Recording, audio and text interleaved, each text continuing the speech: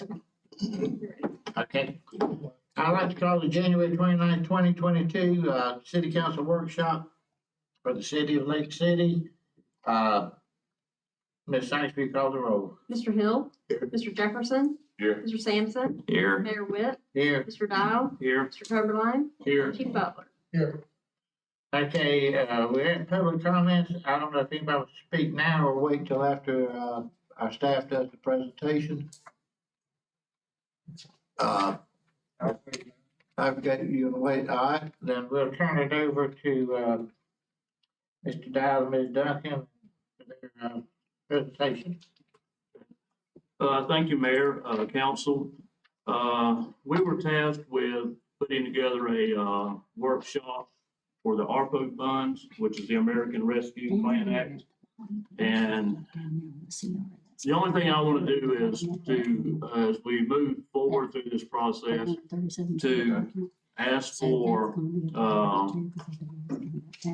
a little bit of guidance as far as interpretations. This plan is roughly over 400 pages long. It's a government document, so I'm pretty sure everyone understands how complicated that gets. The other issue that we have in interpreting a lot of this stuff, the items that you can use the funds for are pretty cut and dry. The sub parts of those get a little bit complicated. A lot of it refers back to EPA rules and past regulations, so there's still a lot of reading and stuff that has to be determined. So the only thing I would ask, as far as the council and as far as the public is concerned, and more so for the council, is they allocate these funds on the items that they are allowed to be used for, that when we start putting together the projects and the list, that those would individually would need to be looked at and vetted to make sure that we're following the guidelines in these hundreds of pages that we have. With that said, Ms. Duncan has put together a brief PowerPoint that she will go over the basics of what the plan is and what it can be used for. Like I said, what the funds can be used for is pretty cut and dry. It's all the other nuances that go with it to be able to adhere to the rules in the plan that kind of get a little in the gray area that we need to define. But basically today we're here just to give you basically what the funds can be used for, what the council may decide what they want to allocate those funds for, and then the staff along with legal will look at the individual projects that come forward to make sure they meet the criteria of the plan and make sure that we don't get into any legal issues. With that, I'll turn it over to Ms. Duncan.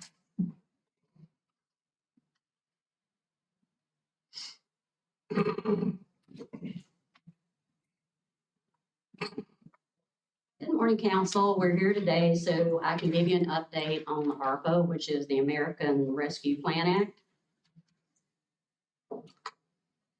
So the United States Treasury issued back in May the rules, the interim rules, in order to be able to use this money that they were funding, and all of it related to the COVID issues that we've been having. So they came back on back in January the 6th, and they published the information that is supposed to be the final rule to tell us what it is that we can spend this money on. So the provisions in there that when we did this initially, it was with the county, and the county, of course, received all the funds on the CARES Act. So this is kind of it's kind of blends in from the CARES Act.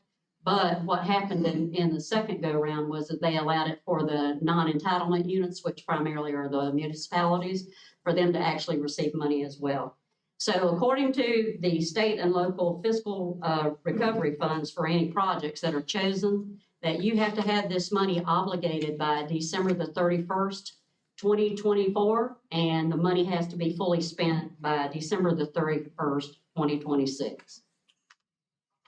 Okay, now we're going to go into the eligible uses of the funds, and if you notice, I have page numbers up here. These page numbers are the document sitting right there, the 437 pages. It relates back to the pages where I found all this information. So There are 4 uses that they say that we can use this money on. The first category is public health and negative economic impact. The premium pay to essential workers, which that was also found in the original CARES Act, and also the public health and negative economic impact. And that there's providing for government services for any revenue losses during that time during the pandemic, and to make any necessary investments in water, sewer, and broadband infrastructure. And when they came out with the final rules, they actually included stormwater within that scope. So here's our ineligible uses, and you see it's on pages 314 and 354 where it describes it. You cannot use it to deposit it into any pension fund. So in other words, if anybody was behind in making their normal payments for the pension, it doesn't apply to that, but it does apply to the pension if you have your normal, regular, routine pension contributions. That actually can be used. And it cannot directly or indirectly offset a reduction in the net tax revenue resulting in a change in law. It cannot be used for legal settlements, and it cannot be used to pay your debt service. Okay, the first category is the public health and negative economic impacts. And of course, that's 2 sections that are set aside, and they give rules on both of those. Okay, for the public health and the documentation, you'll see it has to do with the coronavirus state and local recovery funds. That's where the rule is coming from. And you have to meet 2 criteria, even on the public health, that it has to be a negative health impact or a harm that's been experienced by an individual or class. And that class that we're referring to in individuals is the low to moderate income that experience unemployment, food, housing, insecurity. And any program or service that we have to identify what harm was actually incurred during that time.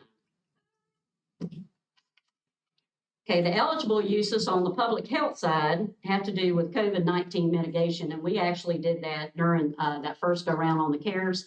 That's where we actually spent money on the PPP equipment, things like that, for the $25,000. I think we spent at that particular time. And then, of course, they also allowed us for the first responders that we also got money during that. Okay, there were medical expenses, and most of these medical expenses that they're referring to have to do with hospitals, nursing homes, that kind of thing.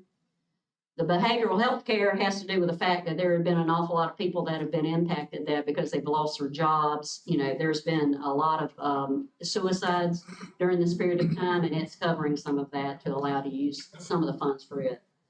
And number 4, the public health and safety. This was not in the original rule, I don't believe, but if you look at that, what it says is that we can actually spend money to fight crime, primarily. And so what we want to do is if there are any projects in there that you want to do, and I know that it's recently that it was brought up in a council meeting about some of the cameras, that seems, it appears that qualifies for that payment. And they also had some designated capital expenditures that can be used. But that's at length, so I won't go into those right now. And if you get to that point where you decide you want to do any of that, we can further investigate that. Okay, under the negative economic impact, this has to do with the assistance to the households that were impacted. And primarily what they're talking about are the low to moderate income. And they're saying that you can spend it on food assistance, which means you could spend it at the food banks, something like that, any not-for-profit. The emergency housing and for pressing needs, and in that category, what it was talked about was funerals, that sort of thing. The internet access, because during that time there were so many people affected because, you know, some schools were shut down, and then certainly the workers had to move home. So they needed internet access. There's cash assistance, public benefits assistance, survivor's benefit, child care and early learning, affordable housing, and paid FMLA FMLA, and there's other categories in there, but I think that that covers the most part of what you would probably look at. On this, like the internet, now that you're talking about that happened a year or so ago, would that be a reimbursement to people that did that, or would it be Yes. for future? Yes, that's what that was for. It was to try to help them. And during some of that, they did, I think even the county, I don't know if the county actually did, got involved in any of that. But as you go further on, we talked about the broadband, and the broadband, it allows you to spend money on broadband. And that was what it was supposed to be for, primarily was for the, for schools, if you shut down the schools for kids to be able to have access, and also for people working from home. But they did allow that in the original rule. Okay, the negative economic impact continued. Information is provided on pages 122 to 134. Once again, it refers back to that packet right there. Of particular interest in page 134, and this has been brought up, I know, in council meetings before, is that it allows you to spend money on abandoned properties, and it also allows for the removal of environmental hazards, demolition of buildings, cleanup of lots, conversion of property to affordable housing. And part of the reason it's allowing that is because it goes in context with they're trying to remove some of the problems associated with the health hazards that are associated with the old buildings, and also for fighting crime within those areas. Then you have your assistance to the small businesses, and that was addressed in the CARES Act, and that was part of what the money was that the county had spent during that period of time. And then, of course, the general provisions, I didn't put anything in there. You can go back and read those if you want to, but I didn't see anything that necessarily applied that wasn't already, contained within all the other information. Okay, I'm sorry, I didn't. You might need to do this because I forget to turn it because I'm reading from this. But now we go to the premium pay. It's available for essential, and when they did this, they also expanded who was an essential employee. At first, it only started off with government workers, and then they went and they included in that people within the private sector, and the people within the private sector, like restaurants, farmers, anybody who had to get food back and forth, any of that kind of thing. And so as far as the premium pay, we did in that initial CARES Act go round, like I said before, we used money during that because we put together a schedule, and that schedule, we got reimbursed for employees that are the first responders, and we had the fire and the police. And so that's where that's coming from. And right now, I just wanted to point out to you that this could also be used because currently the fire department is having some issues right now in their overtime because they've had so many people out with COVID that they've been having to do a lot of overtime. And so therefore that would cover any of that if necessary. Revenue loss, it addresses any budget shortfalls. In our particular case, thank goodness, we did not have any budget revenue shortfalls. If you look at all of our information from 2021, we did not get impacted in that regard. Okay, investments in water, sewer, and broadband. Okay, the information that was provided for the investments in the water, sewer, and broadband, they also included in this go round, they included and added and expanded it to include stormwater as well. So what it describes in the rule is that the objective of the use of the funds provided for water, sewer, and stormwater projects, you have to have two criteria that you have to meet. And one is that you have to have a need or a necessity. So for instance, one of the examples that it gave had to do with population growth. And it says that, if your population growth is really happening and you've got to provide water and sewer for these places where you have this expansion, then that could be used.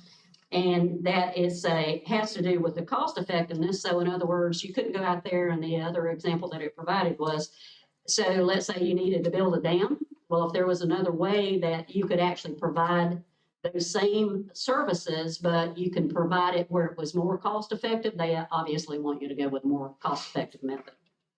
And these funds, what they did was they identified it, and they identified it through all the EPA projects that you normally can get funding from EPA. And so the areas where they want to cover it was for the Clean Water State Revolving Fund and the Drinking Water State Revolving Fund.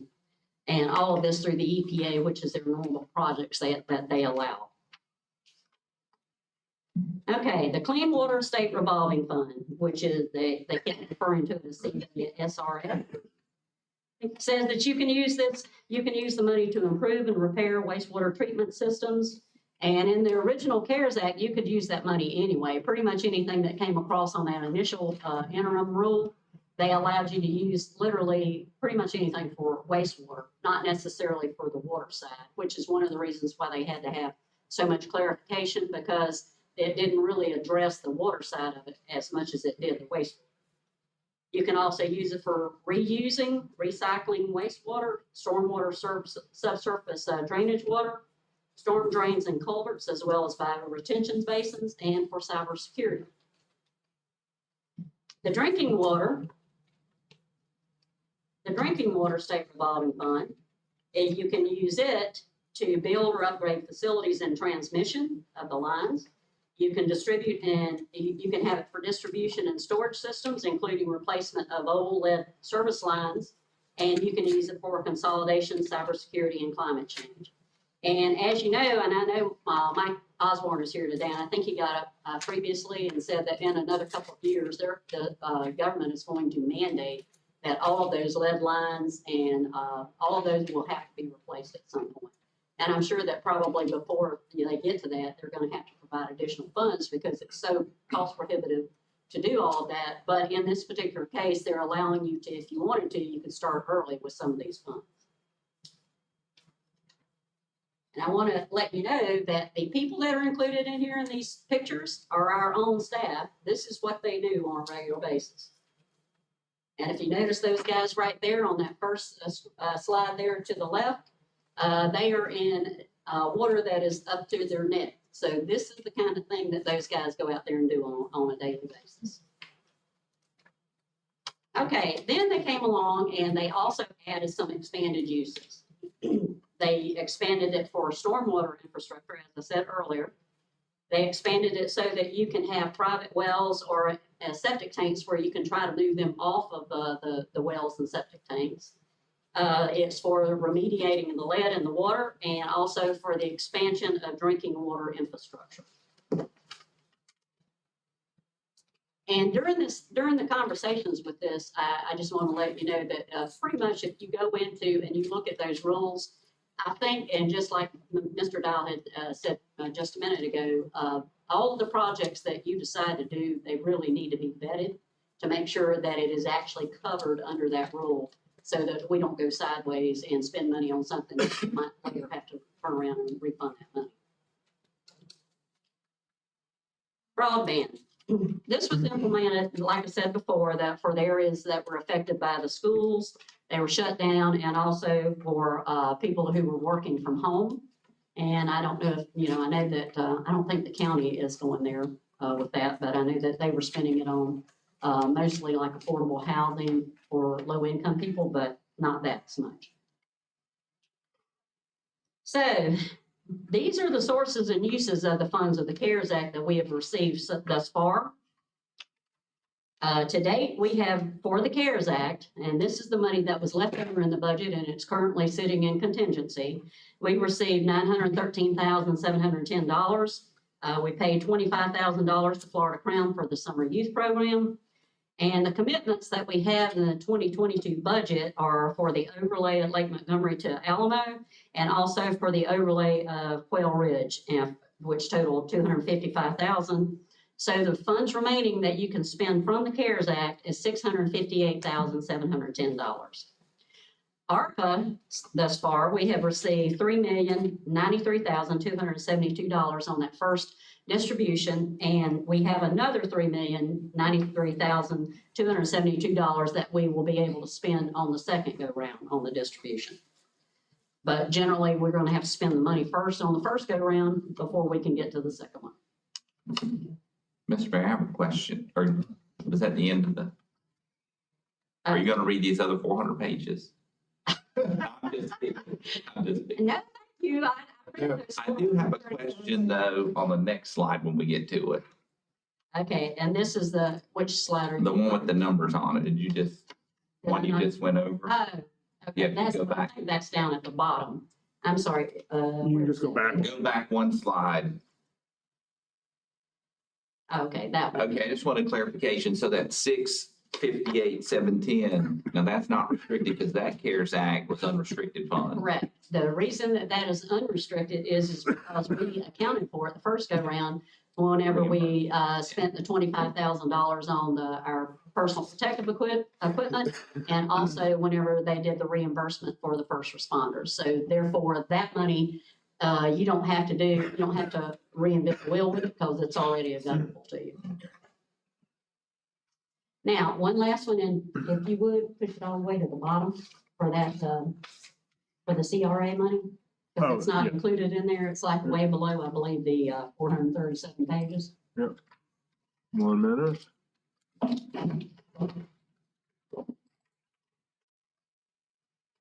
Make sure I can get to it. You said it's at the bottom of the 437 Yes, pages? it's at the very bottom. It was a separate, You're talking about in this? it was on your disc I gave you. Yeah, I'm in that right now. There's a couple files. Is it this one? Page 465. No, it's the other one. Okay. It's the little 2-page Excel spreadsheet. Ah, okay.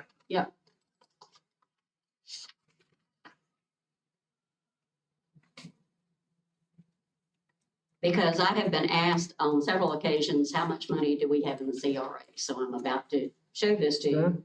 And if you could expand that and make that bigger, especially because there's one thing I want to point out that I did not have in my slide. Yeah, one second. Whenever I put, not that one. Oh, no, yeah, I'm making it bigger here so I can see it a little bit easier.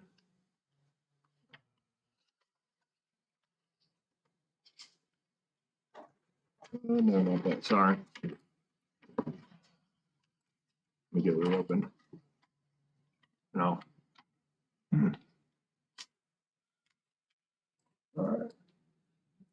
Okay, this is my trial balance which came directly out of our information in New World.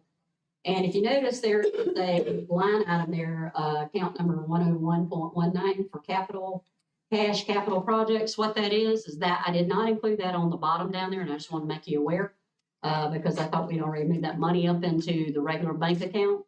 But that $22,000 is also additional funds, and that was the remaining cash that we had left over from the money we had borrowed to do the Wilson Park project.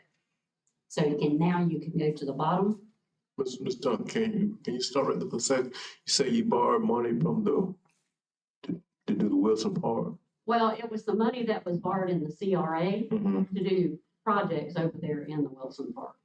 So with this CARES Act, we can take those funds and put them back. How can I say this? The money that we borrowed, we get that, can we take that money back to put it back where we borrowed it from? You're talking about for the money that was actually spent based on the bond? Yes. Well, we had bond requirements, so whatever it said in those bond requirements that we were allowed to spend the money on, that's what we spent the money on. Now, the 22,000 that's still remaining, that was just unspent money.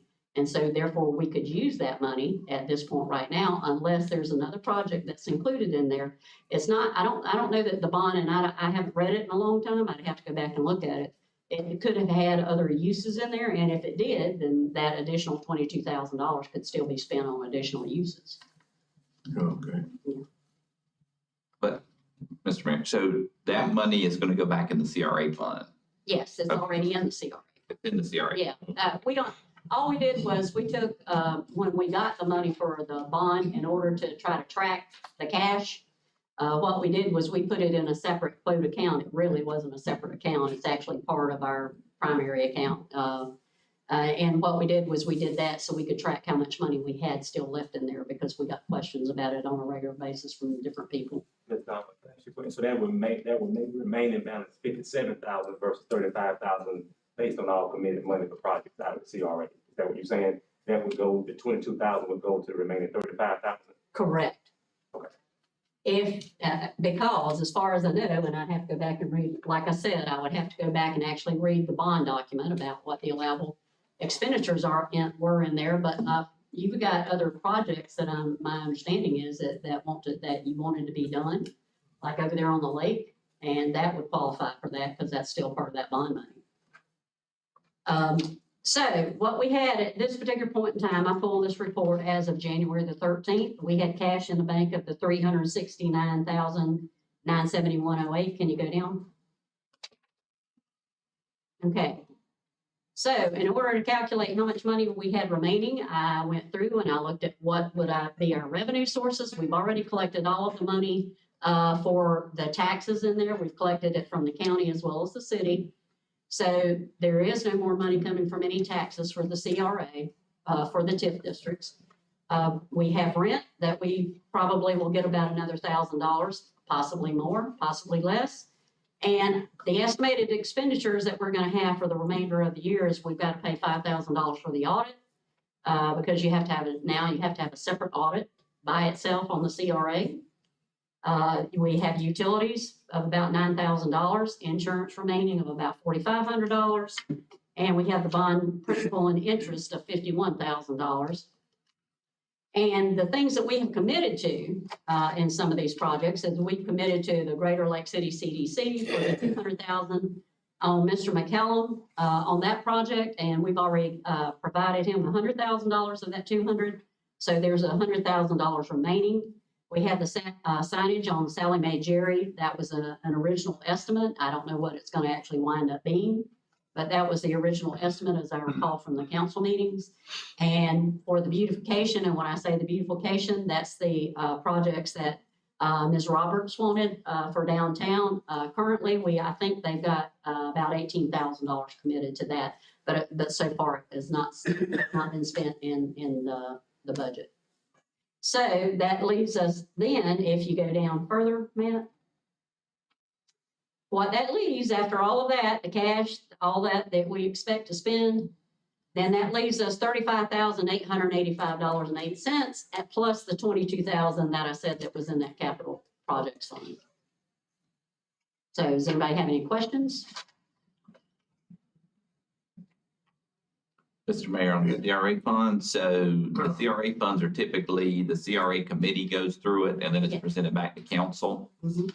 So I think this will give them a good picture where we're at, allocating the funds. So maybe they can bring forward projects for whatever needs to be done there. Anybody have any questions? And please don't ask me to give you all the information in 437 pages, but I can give you the overview. So, we'll have to go back through it again, like I said, because it will probably have to be vetted. So there's probably some things that will have to be looked at as to whether or not that's an allowable project. Thank you for going through that, all those pages and doing this, because I know it took some time and all. We appreciate summarizing it like you've done this morning. Okay. Ms. Duncan, these funds for the CRA, now how we funnel that money to, on the north side of the Okay, that would have to be like Mr. Sampson just stated. You would have to go to the CRA committee and, bring it up to them and then pass it. And I think it comes back to the council for approval. The CRA. Back to the CRA. Okay? I think this is the first clear picture we've seen of those funds though, so Okay. I appreciate that that's in there. Okay. All right, thank you. All right, I guess we could do public comments now. Thank you.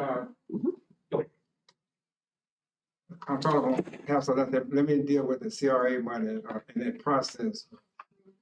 Now, it's my understanding that if you have a CRA advisory board, citizens, you and Mr. Jefferson, but this council serves as the CRA board, is that correct? Correct. So the CRA board can make a decision on projects separate and independent of what the advisory board may or may not suggest, is that correct? Sure. It starts at the advisory board, then it goes up to the CRA, which is us, and then the CRA recommends to the city council, which again is us. Right, but the only reason I bring that up is because I think that I want to deal with the Sally Mae Jerry Park in particular. Is that signage is something that we've been talking about now, well, even for Mr. Green left. Right. And it was Mr. Green idea who suggested that the city would consider a digital tax sign. Right. And, I've seen a bunch of them around Lake City and there's not a billboard. But for example, today would have been a good meeting that could have been advertised at the time when the council decided, you decided to have the meeting at 8 o'clock. That could have been something that could have been digitally Right. put on the board, you know, so, I don't think it's out of place to continue in that same direction. The other thing I was concerned about, Mr. Mayor, is, and I know that's not in the CRA budget, is that people starting to use that park, not a lot. And one of the reasons it's not getting more use is because there's no parking. And I know we've been talking about the vacant lot next to that. And I bring it up, and I don't like doing it, but sometimes it's the only way off. I was at the board, I watched the county commission meeting, the last meeting they had, and they entered the eminent domain on some parcels of land they had to actually take because they were trying to do some right of way, some road papers. And the attorney said they did it because it's in the best interest of the public good. And we get to that point when it comes to Salamander Jerry Park. Okay, at some point in time, we can't identify the people, we can't see who owns it, we can't work out something. And maybe Mr. Coline can explain the process, that we go ahead and go into some form of eminent domain, set whatever funds aside that may be appropriate to pay the people, whoever it may come forward. But I think it's somewhat, I don't know, insulting to have spent money there on that park. It's a very nice park, you know, it's well lit during Christmas. I see people there. I went down there during the Christmas holiday, and not to be able to have somewhere to park is a problem. I watched the lady walk from park at the S&S and walk down with her kids just to go in the park. You know, so I think that it's important that if there's no money in the CRA fund to do it, and we start coming up with some way to start looking at making that a parking lot. Let me go back, I made another note about on the stormwater availability for the funds in the ARCA. Will obviously there's a stormwater problem on Gurley. For those who are familiar with Gurley, I know Mr. Jefferson is and Mr. Dowd and other people. There's a serious stormwater problem there in terms of the drainage. You know, you got dips at the corner of Family down the street where I live. You go there now, it's the dip so deep that if somebody go by driving fast, it's gonna probably be an accident. So if it's possible, I know when you start digging the street up to do the stormwater, if it's under the street, then that means the whole street is torn up. Is it possible to use that money for paving or just for example, if you end up tearing the street up to do the stormwater drainage? I think you could fix the road if you had to tear it up to do it. And that goes back to what, you know, the comment I made. That's the nuances of that is something that we'd have to look at. I don't see why it wouldn't be covered, because if you go with the, you know, the rule would have to state, you know, if you're gonna go in and tear up the stormwater drain, you're gonna have to take out the road, you're gonna have to replace the road. And like I said, the rule is basically says is it necessary and cost effective. So it would be necessary to fix it, so it would be cost effective to take it, put it back in place. That would be my interpretation, but like I said at the beginning, if it's the council's direction to allocate money to that, then we'd have to designate the projects, and then we'd have to vet them to make sure everything was covered. Well, I think this is the kind of project that we've never had the money for before, that there's a big need to fix some of these older problems.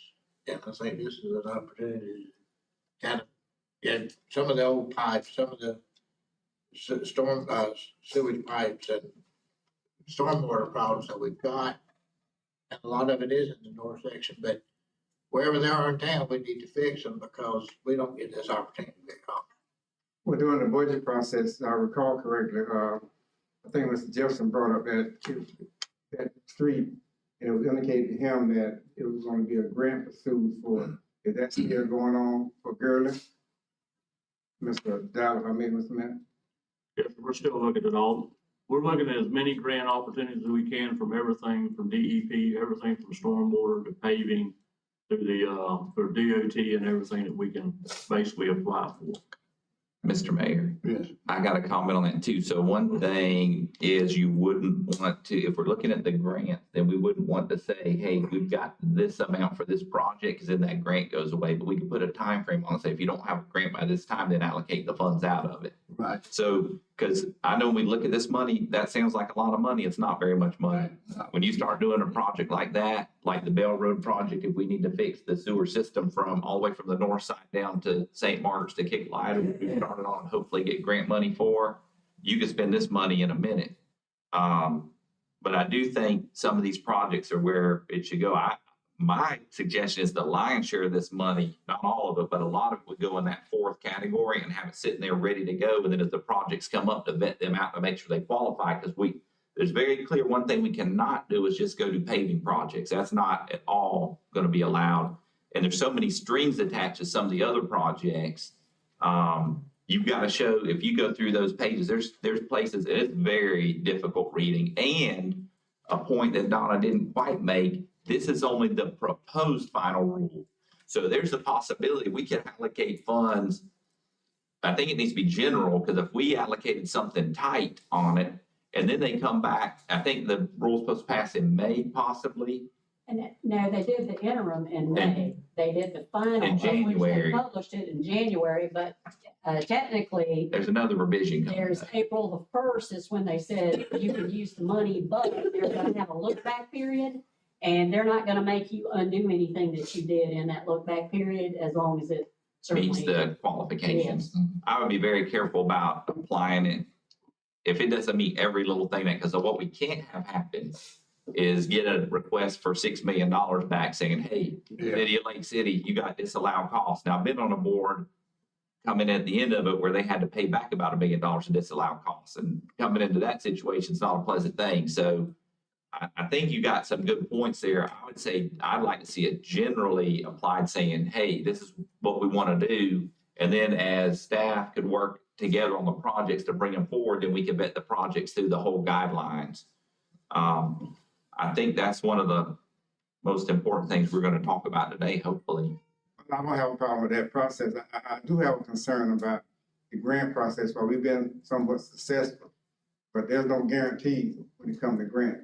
You know, we're successful with the Passing Street, so that's gonna happen at some point in time soon, I hope. But there's no guarantee that we're gonna get a grant period. And since there's some funds available, I'm talking about for the stormwater now, because I drive the street almost every day. I say pretty much every day.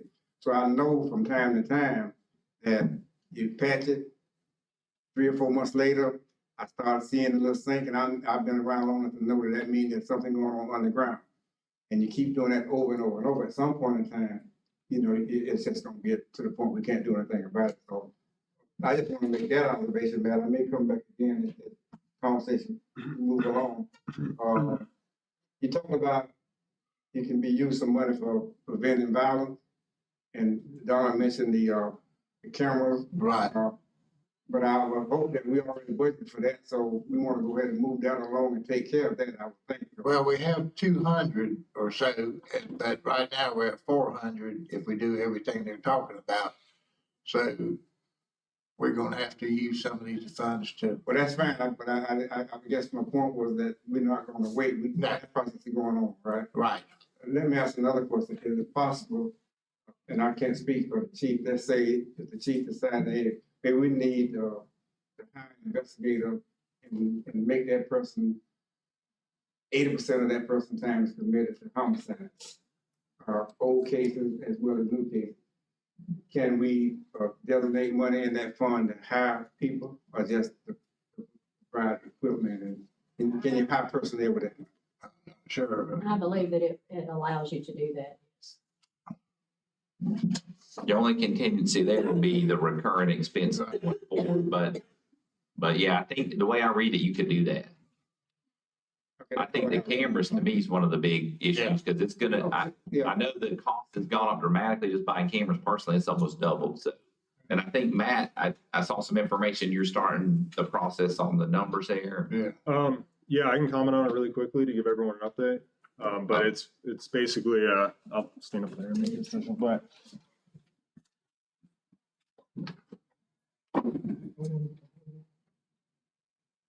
Yeah, I've been working with Motorola, who's the vendor that does the visual on camera system. I've updated Paul, which I believe he updated others. It's not a quick process, but it's moving forward at a normal pace. basically the stage we're at now is we have quotes from them that are extremely over budget.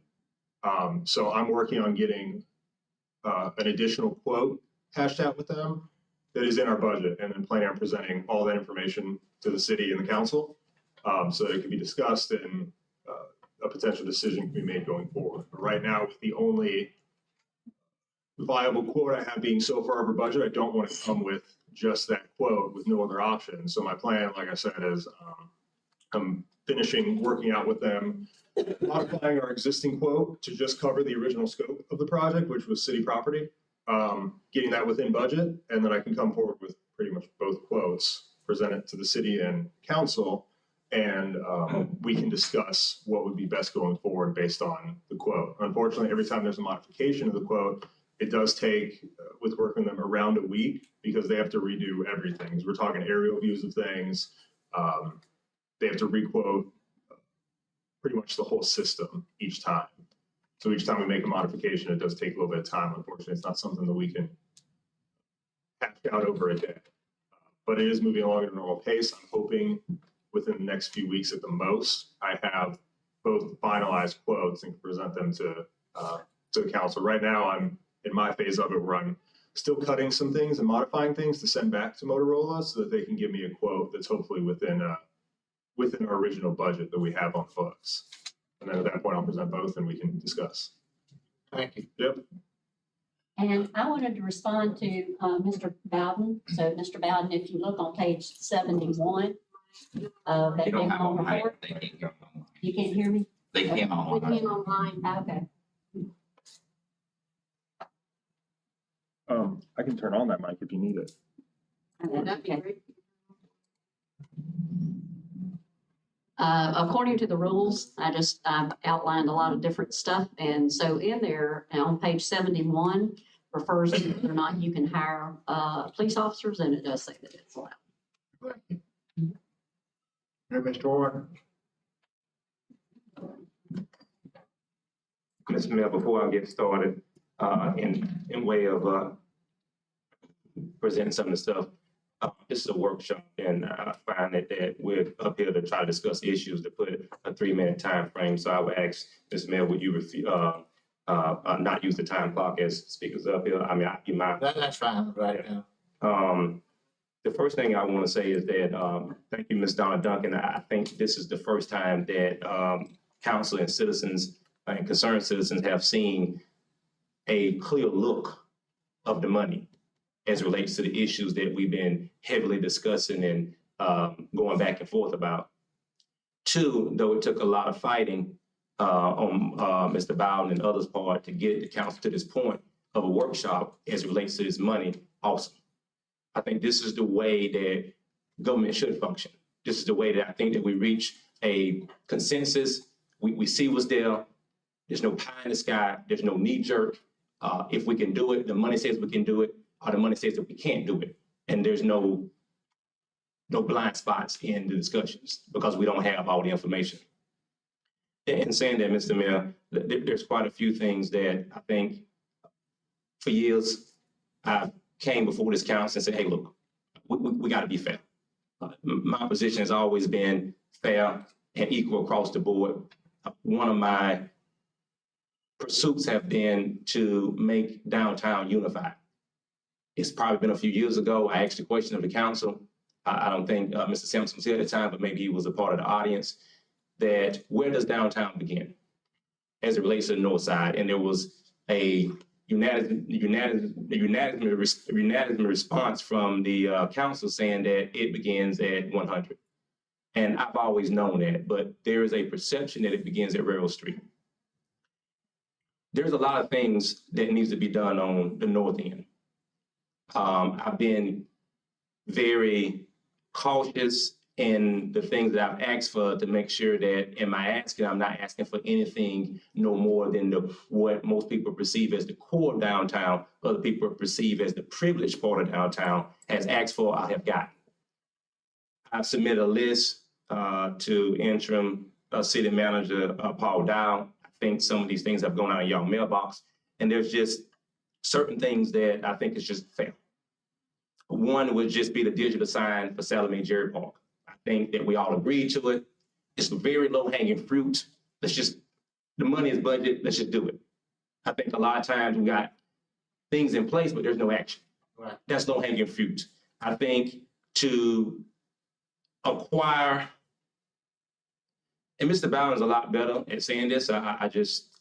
It's hard for me to say it, and he may be right, and if the council can decide, I'm just not a big fan of advocating for eminent domain. That's just not my thing. But if Mr. Bowden and the council deem it at some point necessary for that piece to be used as a parking lot, which it does need to be used as a parking lot, and that ends up being the means, I will stay out of the way of that. That's just not my favorite approach. But we do need that piece. Moving the downtown sign so that people come into our city, no matter where they may be from, understands where downtown begins. I find it, because I live on the north end of Marion Street, I find it very offensive that that is downtown and there's no signage to indicate to myself, people who live there, and people who are coming in to visit that downtown actually begins there. We have a sign. I think the only opposition, and I don't know why, has been Ms. Moses, and I don't understand why everybody, or most people are backing Ms. Moses, one person who don't live on the end of town, that we move the sign from the corner of Railroad Street in Marion and push it down where it should be. And you're talking about forced labor, in-house labor, move the sign. Very low hanging fruit, very reasonable. And if we can't get the product, because I heard people say, hey, I'm gonna reach out to the dollar store. We've made some inroads, but no one has come back and said that they've reached anybody to allow us to put that on the dollar store property. However, I've spoken to a pastor at the corner of Marion Street and Froney, and he's willing to give us the land to put the sign there as an option. But I think it needs to happen, Mr. Mayor, and we've talked about this at great length. Trash can and benches. Simply reasonable and fair. You got them in the core part of downtown, you need to have them in all of downtown. We talked about brick pavers, and this would help, God knows this would help the lawnmower crew at Public Works. That's grass they don't have to cut moving forward along the edges of the sidewalk.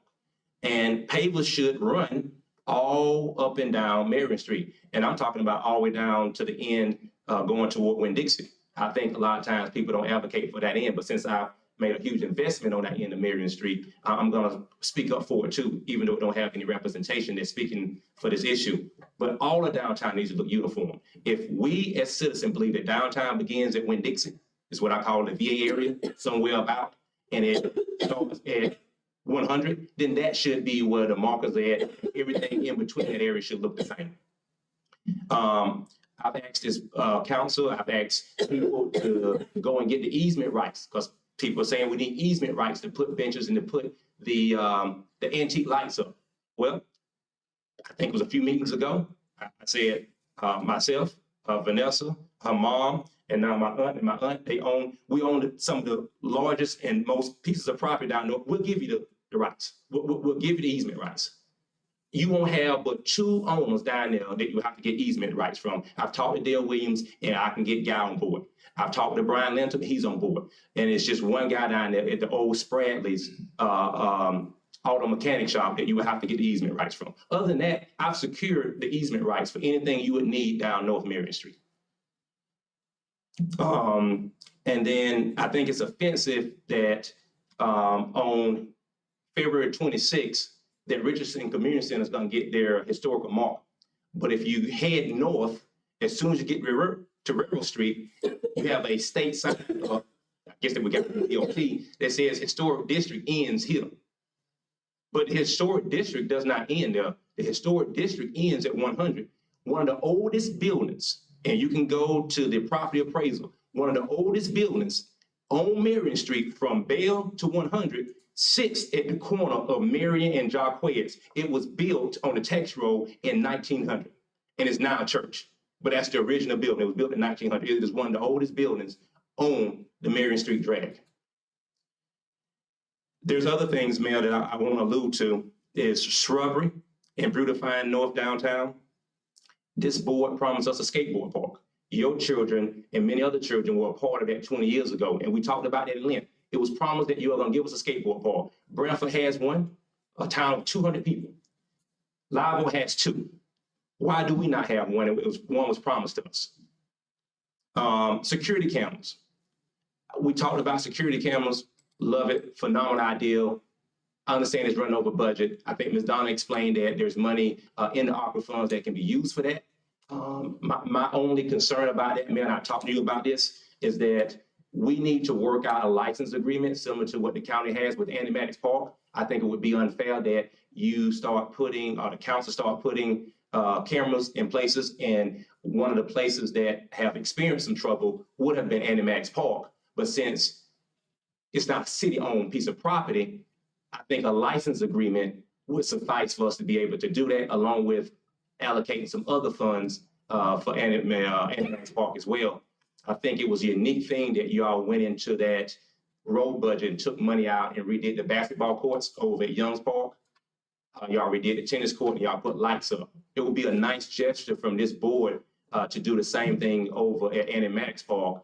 And you can do that by going into what is called a license agreement. We have a 10-year license agreement. I'm a board member, that's why I say we, of Andy Maddox Park, is to enter into a license agreement, which would allow you to be able to spend money on that particular property and facility. And they are 501c3, by the way. Now, here's what I propose. I propose, and I agree with Mr. Sampson, $3 million is not a lot of money. For people who have not been experienced with money and don't understand that's, especially in government, you can think of one project, it's gone. I want us, and the reason I asked for this workshop, because I want us to make sure that we're getting the best bang for the buck. We won't get this money again, and so we use it wisely. I'm a capitalist. I believe in certain things that everybody may not agree in, but I do believe in the future of Lake City. And I believe that in order for us to have a future, we need to be careful with that money as it relates to infrastructure. I think that Mr. Sampson made a suggestion, and I think it will join in with what Mr. Bowden was asking as it relates to roads versus some grants. If we allocate and put that money in a pot and be wise with it and say we got 3 million, I don't want to see no less than 2 million in that pot. And if we can stretch for more for infrastructure, we gotta move forward with water and sewer and other areas so that we can not only expand our territory, but have it in such a way that businesses can come and we have the capacity and we have the infrastructure to be able to do that, if that makes sense. So I don't think personally that any of that money should be used for anything more than maybe a few $100,000 to supplement the budget for cameras, a few $100,000 for senior home repair, where I'm talking about we use the CDBG money for the band shell over at the Lake DeSoto. And what that money had been traditionally used for, Mayor, was to fix up elderly people's homes. And I think that we can use some of that ARPA fund. The county's doing something similar. They got a program where they're doing emergency repairs. But I think if we can pull some money out of that ARPA money for housing for seniors and to bring their houses up to code, it would be a great look on the community, and it would have a greater impact on how that money is spent. And $100,000 budgeted to growth management for demolition of abandoned houses. Also, Mayor, and I wrap up and I'll probably come back up, is that there are business owners and there are still people trying to build. Are we going to relook at that whole impact, waiving impact fees? I think it expired the end of the year, where we were not charging people for those impact fees if they were going to build a new building or build a new house within the city. I think that was a very helpful program. Are we going to revisit that, Mayor? Because my aunt, and the reason I asked, my aunt and uncle here, we've talked for a long time. They own one of the largest non-emergency transportation companies in North Florida. It's called LG Transit. They've decided to buy the property north of Marion Street between Froney and Coach Anders. They're going to put their headquarters there. They're getting ready to spend quite a few $100,000. They're already cleaning off the property now. I think Blake Construction is going to be the one that does the construction of their office. I think about 2,500 square feet buildings getting ready to go there. And I think with them spending that type of money and investing that kind of money in that area, is there a way that we revisit that so that that impact fee can be waived with such a investment? We need to send that to the utility committee, because they're the ones that have to make the budget, and there's, the plus of waiving impact fees is it encourages business. Impact fees have a reason why we have impact fees, is to refurbish the infrastructure. So it's something that I definitely would recommend the utility committee look at. We could discuss that at the next meeting. I have a comment on that too. So it may be possible that there's other funds available to fund that too. I know the county does different things where they help fund some of the initial costs or whatnot for the fees. Is it through TDC or TDC funds? I don't know why we couldn't get some of those funds if it's available and possible. I don't know the legality of that, but because it is development of the city, and if we're spending TDC funds on people coming from wherever the big companies, why couldn't we help local companies? So I would be for something like that if we could pursue avenues on that. But yeah, I think it's something that, you know, you put it on the utility thing and look at it and see which, you know, where we're at on our budget and what we can do with it. And Mayor, my last comment is that Mr. Bowden hinted on this, and I'm going to expand on it a little further. I don't know whether why he stopped or whether he was satisfied with the response, but I have trouble with taking any of this stuff that we're discussing about North Downtown and potentially South Marion Street beyond Duval to go back before the CRA. First of all, there's not but $56,000 in the CRA. Right. I think that we need to bypass the CRA. There are available funds that can be used through the CARES Act money. There's $600-some thousand. The project that we're talking about right now is less than 150 grand. I don't see us doing the brick pavers. I was talking to the Edie's over at Lake City Industry. Bricks are 49 cent a piece, red bricks. And you can pick up 30,000 red bricks for under $15,000. I talked to Leonard Dixon, probably one of the best brick masons ever came across this city or town. He said he'll do it for 20,000. So you're talking about 30-some thousand just in pavers. The lights are going to be free because FPL is going to give us the lights. The easements would be free, possibly some legal work to get that done, very minimal. And then you're talking about moving the sign, which would probably can get done with forced labor. And then you're talking about the skateboard park. I don't see that exceeding $150,000. I don't think this should go through the CRA, Mayor. The CRA is a long way of kicking the can down the road. I think if you kick the can down the road, I think the only thing you're going to be doing is encouraging and inciting more tension between citizens that live in that area, yourself and the council. I think that it's time to crap and get off the pot when it comes to these issues. I mean, Mayor, they're very low hanging fruit. We see that we have $3.6 million or $3.7 million. $650,000 are not earmarked in any particular special way. And I think we should just take some of that money and let's get it done and leave that $57,000 in the CRA for other CRA projects that may come up. But I think that we can resolve these minor issues, right? Get the citizens' temperature turned back down and focus on the big money and the bigger issues moving forward as far as the future is concerned. Yeah. Thank you. Okay. All right. Anybody else want to speak now before the council gets into discussion? Yes, sir.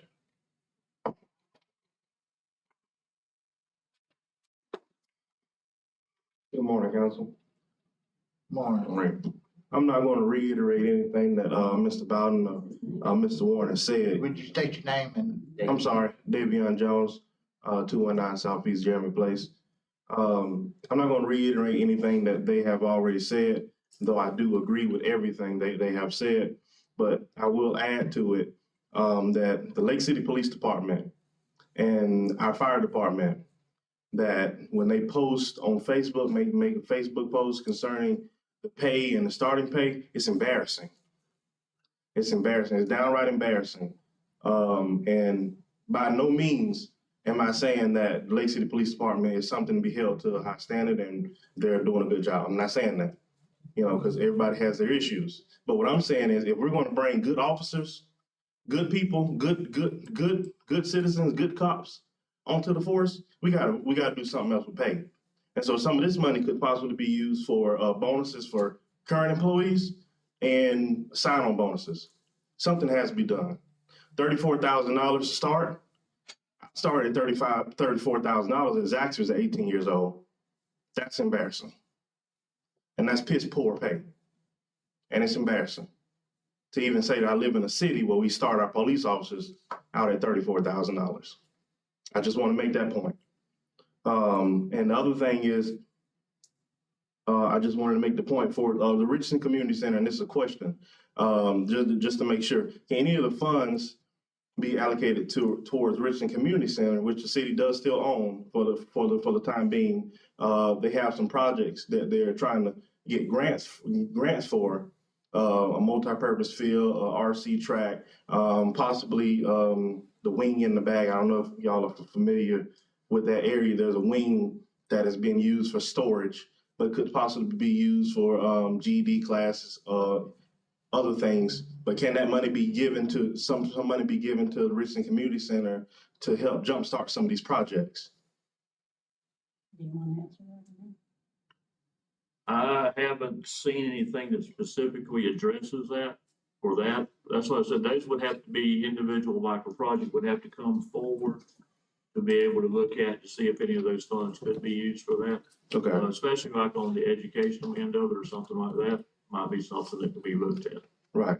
Okay. So were you recommending that the board there, or not the board, but the recreation director and the business manager propose the projects and make sure y'all are aware of all the projects while y'all own it, because y'all are the owners.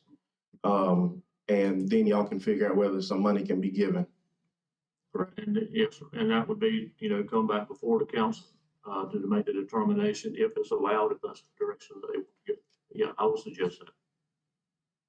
Thank you. And my third point, and I'm done.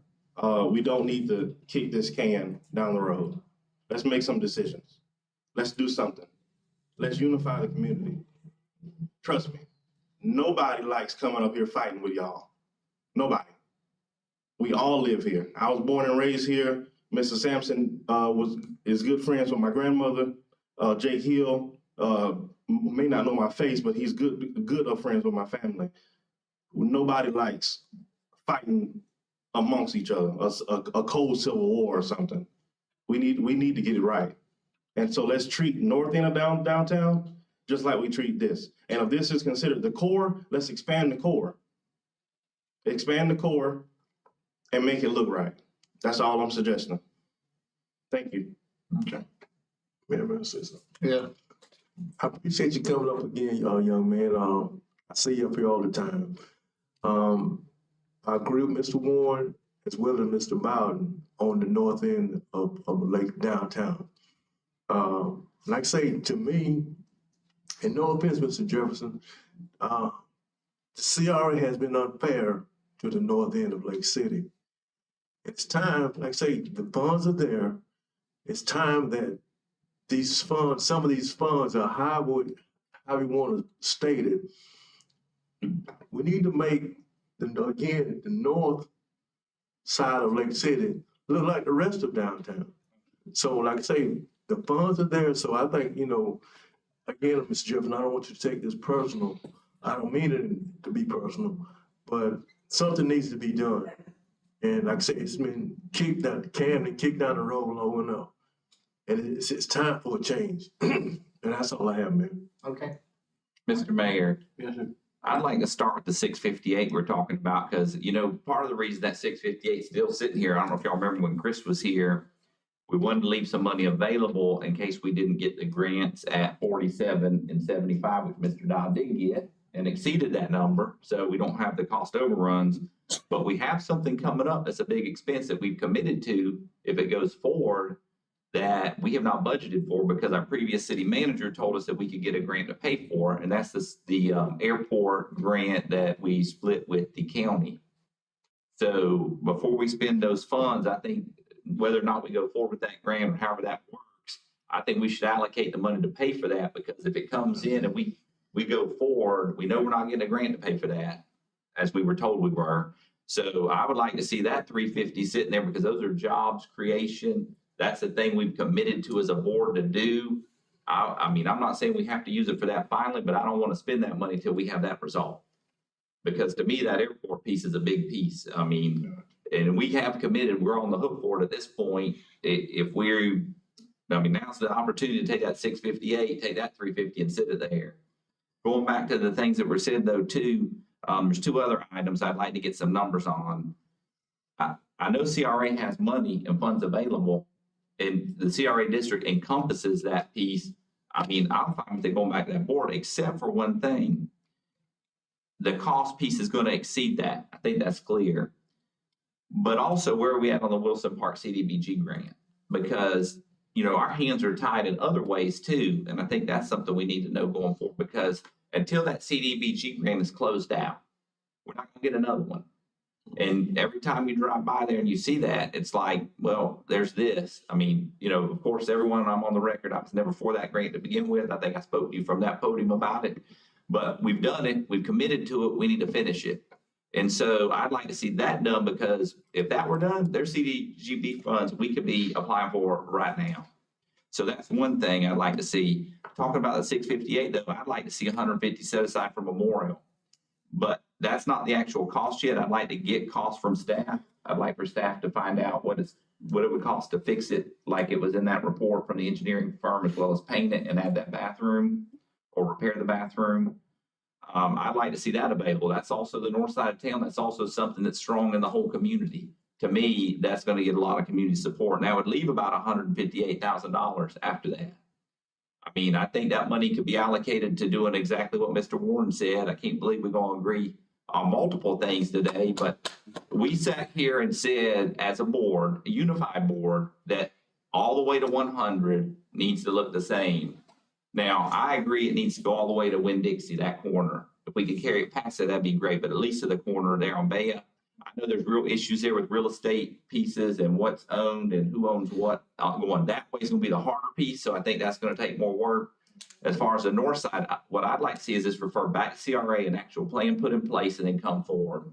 And then if we have that money sitting there, then if CRA doesn't have the funds, we can augment it to complete it. One of my concerns though is we allocated funds that haven't been spent yet. So for example, the sign at Sally Mae Cherry Park was allocated in, I want to say November of 20. Does that sound right? Does anyone know? Was that the time frame we allocated that 40? That's what we talked about it, I believe. November or December of 20. Now I know a lot of stuff happened since then, COVID and all, but let's finish that up and be done with it. So I don't know where we're at on the design or finishing, but I mean, the money's sitting there, it's allocated, let's finish it. I think that would go a long way towards that as well. The same with the beautification. If the money's sitting there and allocated, spend the money, be done with it. And then we'll know what they really are gonna spend, because I'm not sure that 120 number is exactly right either. So it may be that they need more funds. So I would say allocate at least 350 to the airport grant that we're on the hook for, 150 for memorial, and have that other 158 prepared to fill in the gap on this project. Unifying the whole downtown. That would be my view on the unrestricted funds. And the reason for that is the ARPA funds, you can't use that for what we're talking about here. You can't use that for memorial. You can't use that for the airport grant. You can't use that for the any of the unification or beautification. You can't do that. I mean, I've not read anything in there that allows for that. So on that, that's my thought. Now on the other four items, the public health, I'm all for the cameras. And when the quote comes in, I think we could allocate funds appropriately to that based on what the budget is plus what we need. One item we looked at on the premium pay, if you look at the budget year to date in the first 4 months of this fiscal year, the fire department has hit 100% of their budgeted overtime. Now, a lot of that is we don't think about it, but the fire department are the first people in contact with people with COVID. They have the most effect because when they go out with the EMTs to pick people up, they're going on a ton of COVID calls. So when they're out with COVID, it makes sense. What I would like to see is figure out, since we've hit 100% of that budgeted fund for overtime, is take that, extrapolate it over the last 2/3 of the year, take that money, set it aside from here, because there's no other way to pay for that. And we got to make sure our first responders in the fire department are taken care of, that we can pay that overtime. So I would like to see that number before we commit it, but I do think that's an important thing. They're the most at risk. I know police is at risk too, but I think we've kind of handled that in the budget with how we've done their pay increases this year. one mention of that too. I believe, if I'm not mistaken, that we start out paying more than the sheriff's department. Is that correct? We're on par with the sheriff's. We're the department. same. Yeah, and you're not having a problem hiring? With the sponsorship program, I'm actually in the process of filling a lot of open spots. I've got 3 in the academy now and 2 scheduled to start in March, which will leave us, I believe, 4 officers down from our staffing. And before that change and increase in salary, we were down how many? At the worst, we're down 12. 12, yeah. So I think you're going the right direction. Mentioned under the NEI, which was item 2, that we could clear up abandoned property. The city has in the budget $10,000, I believe, for that. I would like to know what's on that list, because we had a list of what was abandoned that was in line to be repaired. One thing that would help the police officers in their job as well is abandoned properties bring crime. Blighted property brings crime, and I would like to see some of this money allocated to fix that, because that's not something we can fix in a regular budget. Right. But if we could fix that now, this is the time to do it. And so I would like to get an idea of the numbers. At 100,000, at 150,000, this would be the time to get that number together. So that touches the camera, the abandoned property, premium pay for the fire. And then I would like the vast majority to go into item, the D item she had, which was the water, sewer, broadband, stormwater. And again, it's unallocated, but available for the project. So if we can't get the grant for Gurley Road, we could then do it out of those funds. If we can't get the money for Bell Road to fix that sewer system, we got a place to get it from, because, you know, we got a single point of failure that if the current sewer line fails, it doesn't matter where you live in the city, you're gonna be out of luck. So we need to continue. We got the county on the hook. They're funding 2 of those 6 projects. I think we're gonna get grants for them. I'm pretty confident, but in the event we're short, we're gonna need something to finish that. And I think we could reallocate that with the way the infrastructure is to fix it. Other projects that could come underneath that, depending on the direction we go, it could be maybe we do something limited on lead pipes. Now, the way I look at that, that's way more than $6 million. I mean, just thinking about it, that, I mean, you're not stroking a check for 10 or 20 million. I don't know that you even touch it. But for repair purposes, there may be repairs that are made that would qualify in the normal scope of time. Can I now approach the podium, Mr. Mayor? Yes. Just in response to Mr. Sampson, yes, it's going to be awkward sometime agreeing on many issues, but I think that it's about agreeing and moving in the right direction. And I think that we both understand how important it is to get positive things done for the citizenry, to bring the temperature down on some of these low-hanging fruit issues so that we can move together in a more collective manner. And so I appreciate those remarks as it relates to the money. I was wondering, Mr. Sampson, that you made that proposal about Memorial Stadium. I think you were part of the early discussions as it related to Memorial Stadium, some of those ideas that we have for Memorial Stadium. I don't think we'll have enough money to do that track aspect that we were talking about doing at one point around the stadium so that the community can come out and jog instead of having to go to DeSoto Lake where it was all duck crap and stuff at.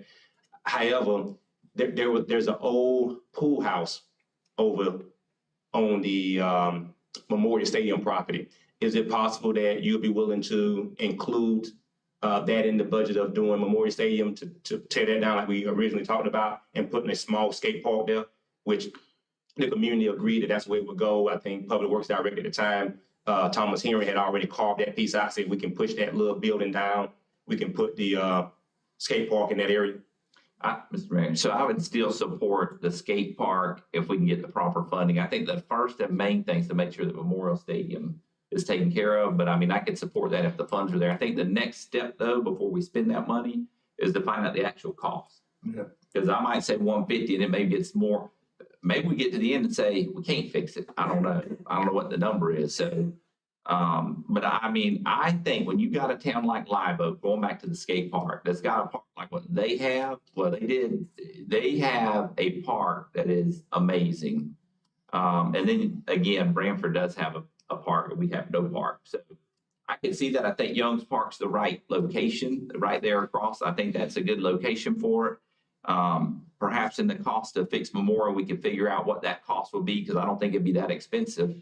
But primarily I want to see Memorial taken care of and where that, it's gonna be long-term fixed and we don't have to worry about it anymore.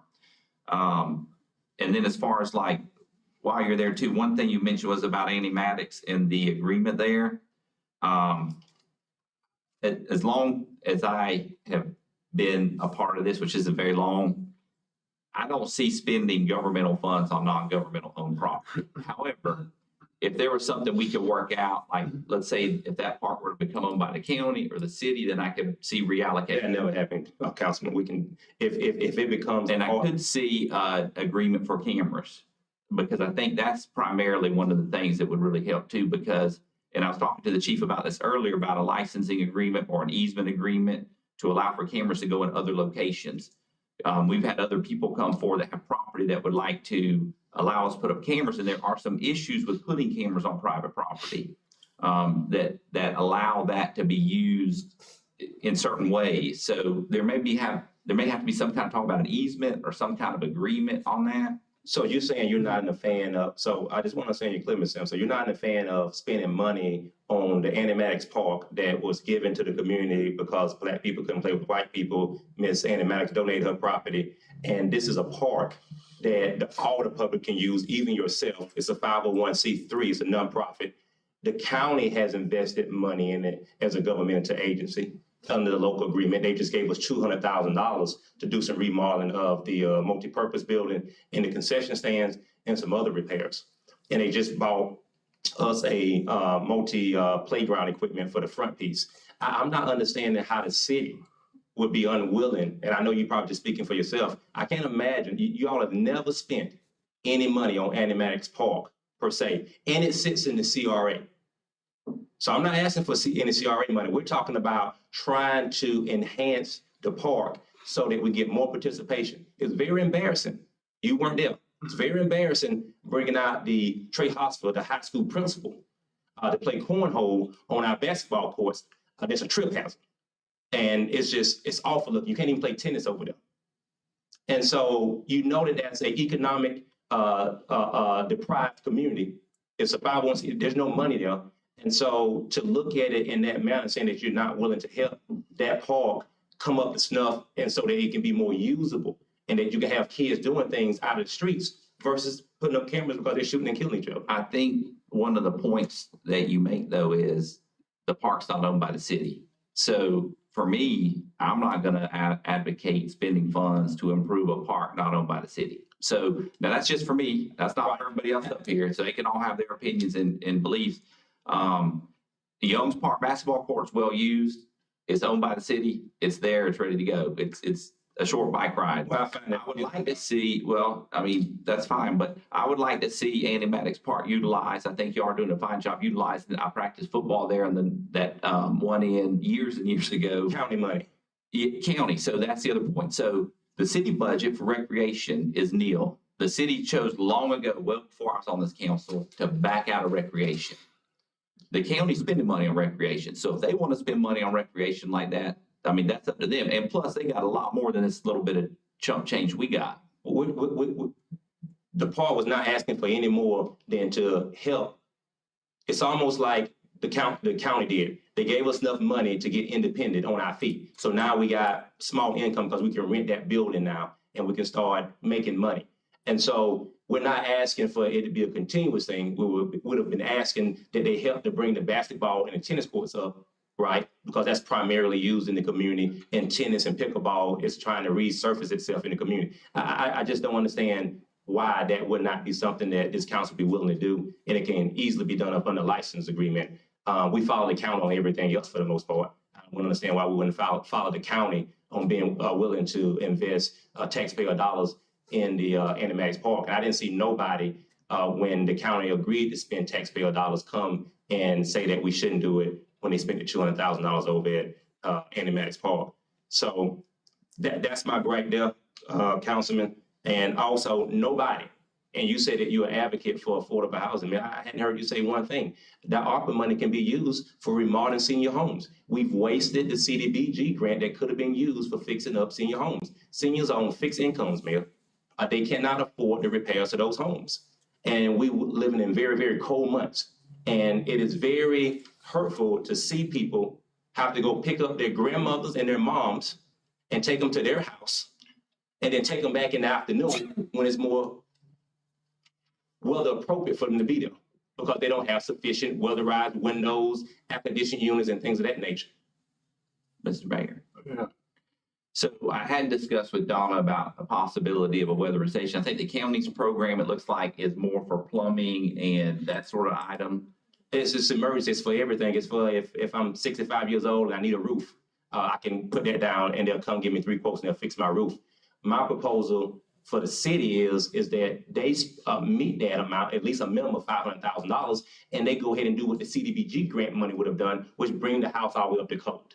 Not it be an emergency to fix something, but bring the house up to code. I think that's more important is to bring those houses up to code. I could see some allocation for that. Absolutely. Yeah, I mean, I'm not against that at all. As a matter of fact, we spoke about that yesterday. I mean, I think that's something that should be in there as well. I think it goes right there with the abandoned property. Now, what's the amount? What's the parameters? That's things that administration needs to work out and get back to us. Because I mean, I think it's going to be limited to homeowners. You got to do that. It's not going to be for landlords to fix their rental places. I've challenged the county on this, and they've allocated $500,000, and it's been disputed with attorneys and everything else. You get their program is 65 older, and you have to have the deeds in your name to that property. I think that would be a requirement. Yeah, Years ago, when we had the tornado, we got a pile of money from the state CDBG. and we couldn't use most of it because the people didn't qualify by their guidelines and all, and that's a big problem. I'm all for affordable housing and fixing these houses up. But the one thing I really want to see us do with a lot of this money is the stormwater problems, the problems that every year people come up here and go, y'all need to fix Gurley Road. You need to fix this flooding problem. You need to fix this. These old sewer pipes that are there and the lead pipes that sooner or later we're gonna have to do it. But if we get started on it, at least we've shown we are willing to do it. So I want to see a big chunk of it go to things that we can't normally put in our budget that we That's talk about right. every year. I agree. So the things like the beautification and all that you've talked about, I'm all for doing that, getting it done. We've talked it to death. The numbers are pretty much there. Let's get those done. And the sign and all that other. The money, like you're talking about for the airport and all, let's set it aside. If we need it, we've got it. But if we don't, then we're there, but at least we're not having to come up with these big chunks of money. I have a recommendation though. You were talking about the housing piece and people with the deed. Why don't we, instead of allocating the funds for that, start an application process to see who would apply? And if we could advertise that and push it, and then we can go back and work funding based on the applications. That might be good because I remember that program and it was not a success, but a lot of it was with how I think the application process went. So if we could get the right application process and roll that out, then I could see allocating some funds to that. I don't know what the number is. I mean, I think we need to see what the need is. Legally, we can set our process up like you're saying, but we gotta also meet whatever requirements these funds are. They may say, no, you can't do it that way. So we need to be very careful, as Ms. Duncan said, that we ain't having to go back and redo it. So we do need to get some figures, but I'm not ready today to pick. That's right. numbers. I think we need some more numbers. But I think today what we've done is as Mr. Warren said, the low hanging fruit that's ready to go, the sign, the pavers, all that. Let's get all that done. Get the money set aside that we don't, before we spend it, and put it there. Find out what it costs for a Memorial Stadium and the skate park. And I think we've made a lot of progress today. I think this is a meeting that is way overdue, but it's here now and we just need to move forward. I have another item too, real quick. So Sally Mae Jerry Park, went by there, must have been last weekend with my daughter Lola. And the first thing she said is, Daddy, where we gonna park here? And we've got to solve that issue. She loves that park. I mean, she was there at the groundbreaking, but if there's a way, I don't know who was involved in that lot discussion, I think we should authorize the attorney to reach out to the owners of that lot and see if there's any way we can first communicate with them and see if there's a willingness to do something there. Because that part really needs parking. It's not, I mean, parking in the street there's not good. You can't really use that other side. So if we could authorize the attorney to look into that, look into the ownership of it, and see what we could do to reach out to them to see if they're agreeable to doing something. I'm not a fan of eminent domain, but if there's a way we could come to some agreement, I don't know where that fell apart. I think it seems like Mr. Wood and Mr. Helfenberg are working on it, so maybe there's some documentation of what they were doing, if anything. There's an attorney out of High Springs that was somehow involved with the family. They contacted me and said, would I be willing to help them get the probate done? I said, yes. And, but nobody ever contacted me. And I can't do something that somebody don't come to me and do. And I can, Is it a probate issue? Do you know, Mr. Coberline? oh, yeah. What the mayor just stated is where the issue has stalled. There are a number of individuals around the United States that have some title interest in that small parcel. That happens over time when someone passes away, and the title to the property needs to be cleared up through probate. And the individual who was spearheading on behalf of the heirs or someone else needs to file a petition for probate. Otherwise, there's no one to convey a clear legal title to the city. The alternative is eminent domain, where you would simply gather an appraisal and make an offer to the heirs. And if But you they, still gotta find out who the heirs are. well, we have a title search, we know who the heirs are. It's just many of them, and the property needs to go through probate. What about quiet the title? That wouldn't be possible with us having joint interest there. But you're going to have to quiet the title after you. After eminent domain. After you get the Or owner. purchase. What's the cost of probate? I do not know. I think that's something we should pursue and try and push on, because that part really needs some parking. It's not good. So, and that's a city entity that we could fix that issue. But there, you need to understand that there are several people in the community that are very interested in getting that property converted to a parking lot. And so not only has the title attorney been working on gathering a title search, but members have been contacting the potential heirs of that property. And so at some point, the city has to decide whether or not the heirs are interested in probating. And if they are not, then the city can sit and do nothing or move forward in a different manner. Do we know yet if there's a willingness to probate it, or what the issue is? Or Apparently, there is no willingness to probate it. We're talking about a piece of property that's worth a nominal amount of money. That's right. And there are over 6 potential heirs throughout the United States. So to get someone's interest, it doesn't seem to be, there does not appear to be enough financial incentive at this time. That makes sense. Mr. Mayor, Yes. I spoke with one of the owners of that property, Mr. Livingston, approximately a month ago. And I inquired to him, about the property and the reason that I was calling. But he said that basically what you just said, he said it was in probate, and that there was no interest in selling the property to not only the city, to anyone, at that time. And he said that they definitely was not interested in making a donation to the city either. Where it is with probate, this is just what he told me about the probate issue, whether it's actually probate is has already been initiated, and what state that is in, who's handling it for him, I don't know.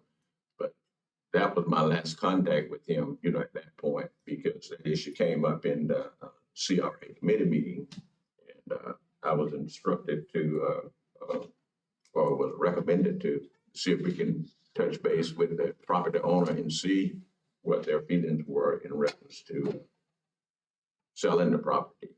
And that was the response that I got. Many people have been in contact with, my understanding, many people have been in contact with that individual. The portion of information that Councilmember Jefferson just relayed that is extremely important is when he said that the individual said there's no interest in selling the property. So whether it's probated or not, for example, if a court cleared it all up today, tomorrow you're still in the position of, are they interested in selling? They're not interested in selling. Your options are limited to eminent domain. What about the fees? Excuse me, Mr. Allen. Isn't there some outstanding fees for, that have been attached to that property over the years when the house was there? When it was, violated through code enforcement? I remember it's up in the hundreds and not the thousands of dollars. That's attached to the property. Not aware. Those fees got waived because of how it was improperly done. I think those fees went away. Okay, all right, the fees going away. There's no interest in selling the property, and there's 6 heirs, and it's being probated. Issue goes back to what we're going to do. You know, it's called what's in the best interest of the public. I'm not a fan of eminent domain either, but I think we've gotten close to that point. There would not be an Interstate 75, would not be an Interstate 10, would be no interstate highways in this country, but for eminent domain. There was a lot of people who resented the fact that the state wanted to come through and put a highway through their farm. But it was in the best interest of the country to do so. So at some point in time, as much as I dislike eminent domain, it comes to the point that you gotta do what's in the best interest of the whole. And in this case, that parking lot is in the best interest of the commitment that this is already made to putting a swing set there, a place for people to sit, and bathrooms and all of that. And if December next year, we go out and light that park, and the only place people gonna be to park is down at S&S, and they decide they don't want you to park there, then there will be no parking for people to do. So I'm not a fan of eminent domain, but I got enough political sense to know there comes a time. That's the only option that's available.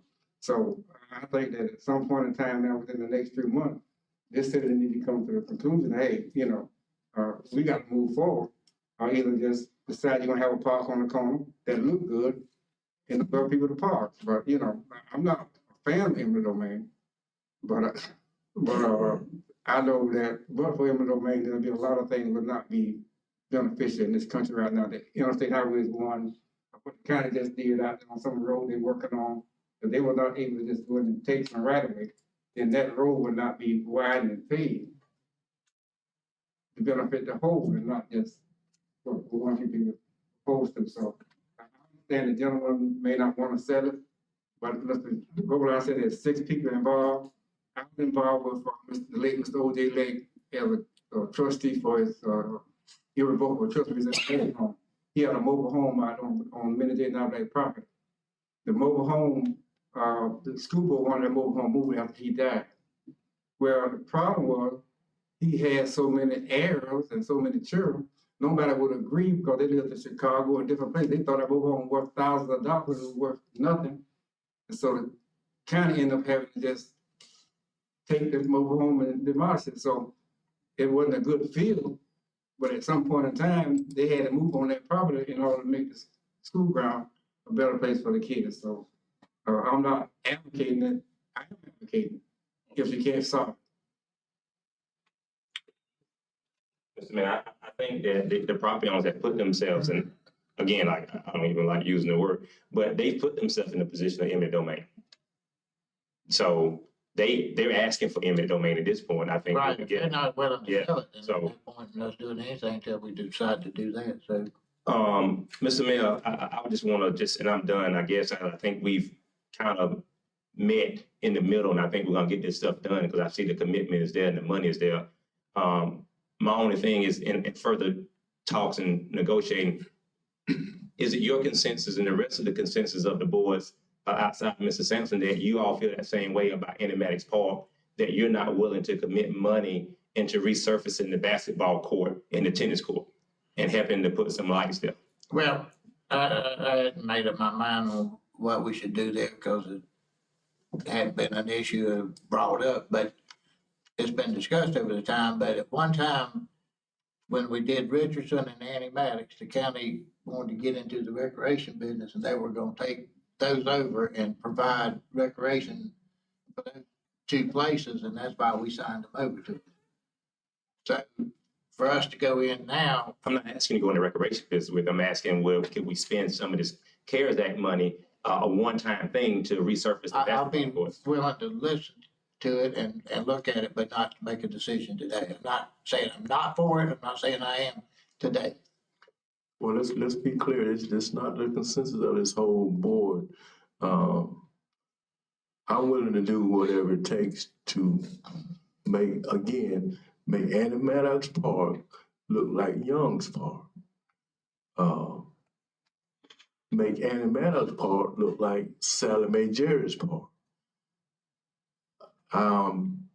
If you say if it's a one-time deal, whatever, let's make these parks safe for the kids. That's my take on it.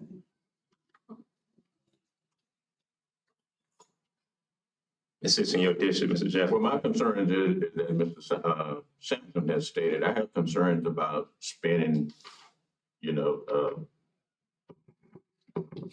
city's funds on an area that we do not own. We do it all the time, both with taxpayer money over the county. Here's what I do. I'm gonna meet with my board. And why I'm getting the consensus because we meet tomorrow at 3:30. And so I need to let the board know how the council feels about taking some of their tax dollars and either being willing or unwilling to invest back in that particular park. And it sits in the CRA. So either way, Mayor, we're gonna be requesting money from the CRA to get some of this work done, or we can request it through the CARES Act. And we find ourselves back again in a contentious situation about a few dollars and some low-hanging fruit for a one-time ask to get Annie Maddox Park back up to snuff. All right. I'm not saying that every year you commit to me $50,000 for Annie Maddox Park. We're saying a one-time thing to get the park generated so it can be all that it can be. And from that point, Annie Maddox as a board are finding creative ways to maintain the work, like we're finding ways to maintain the work and the investment that the county has done. Well, like I say, I've been willing to listen to anything. It's my understanding that the county was taking care of those things. But if they're not gonna do it, and they're not doing recreation over there, then that's something that we may have to look at and decide as a board, but not today. That's fine, Mayor. I'll let the board know. We'll come back before you get on the agenda, because I think both governments should be contributing toward it. I just don't understand when it comes to kids in that park. I thought that everybody would just be jumping out their seats to make that type of investment in the kids in that area that use that particular facility. But if that seems not to be the majority of that board's heart when it comes to kids in that community, and then we'll definitely make sure that we communicate that to our kids. I communicate that to the board, and we'll go from there. Thank you. All right. Mr. Mayor, I hate to get up again. Get back up. On the housing issue, Mr. Sampson made a suggestion about starting an application process so we can gauge what kind of a financial impact it may have on the fund going forward. I mean, if you got 10 applications, then you know you got 10 applications, you got 20 that you have. I guess I want to be sure that we move forward in that direction when it comes to senior housing, particularly weatherization. I can imagine, and my son is there and he kind of on the cold side, and my wife, before she died, she was on the cold side. In the winter, our bill went up, and I think our house is pretty much insulated and pretty good. So for those people who live in those substandard houses, for the next couple of days, or if they got city gas, it's more heat going out the cracks around their windows and through the cracks of their walls and up through their ceiling than staying inside the house. So it's important that we move quickly on that. Same thing when it comes to air conditioning. We talk about, oh, the substandard, but we got to think about what's going to happen to their bills. I'm not in the customer service, but I guarantee you, contact customer service at the end of this period, they're going to be a spank in gas use for sure. And some of those people are going to be looking for some extensions and some struggling to pay it because it's going to go up. And I don't know if there's any funds that is available to help those people reimburse them that live in those kind of substandard housing and you go back and your document looks in the month of December and January, my utility bill went up $200, $300, or $400, and it was tied into gas. I'm not knowing what that figure gonna be. But if there's some funds that we can reimburse those senior citizens I'm talking about, and low income people, I'm not talking about people who can afford to do it, but those people who can't afford it. There's some people who live, an increase of $200 in their gas bill or their utility bill is a serious, serious problem. When some people say they broke, that means they broke, that means they got no money. Yes,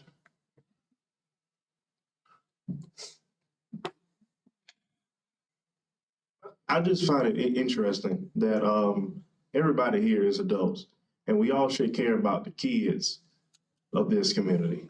We all should care about the kids.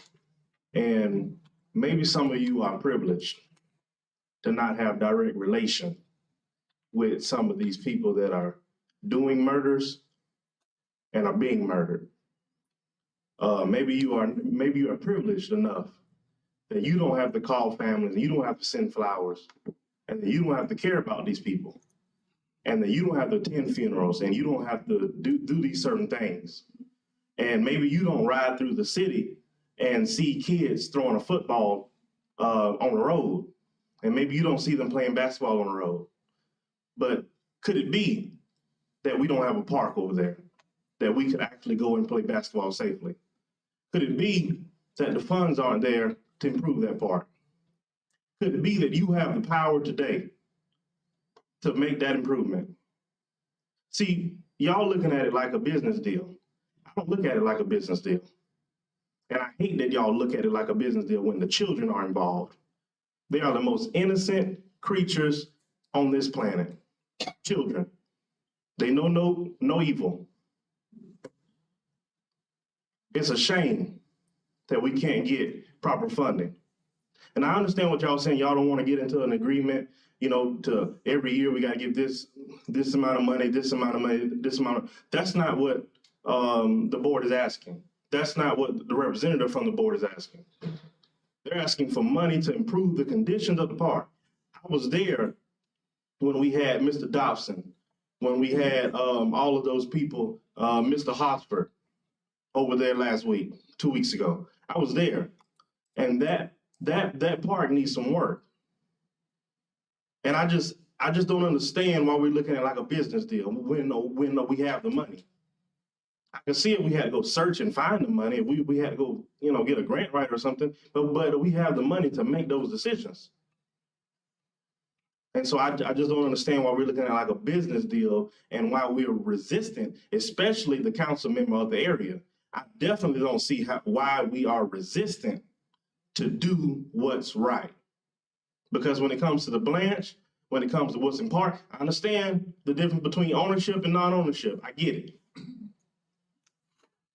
But just like any rule and any law, any policy, any procedure, there's loopholes and there's a way to get things done that matter. We all know that. So that's all I want to say. I don't mean to sound rude. I don't mean to sound aggressive, but these are children we're talking about. I'm not going to play at the park. Children should be able to go to that park and play basketball safely. Children should know that there's a camera watching me. Parents should know that I can drop my child over there because there's a camera watching, and I know if something happens, I got protection. They should be able to know that my child can go play on that court and not trip and fall because there's rocks and the court is tearing up. They should have that security. So if we all care about the crime issue, if we all care about the lack of resources, then there shouldn't be no back and forth discussion down the road, years and years down the road. We should be able to get that funding and secure it now. And so I just don't understand the resistance when it comes to children. I think when Mr. Warren got up here, it kind of looked like it was him asking for the money to do some project. This is for children. My brothers and my sisters and my cousins. And I'm passionate about that. They deserve better. They deserve better.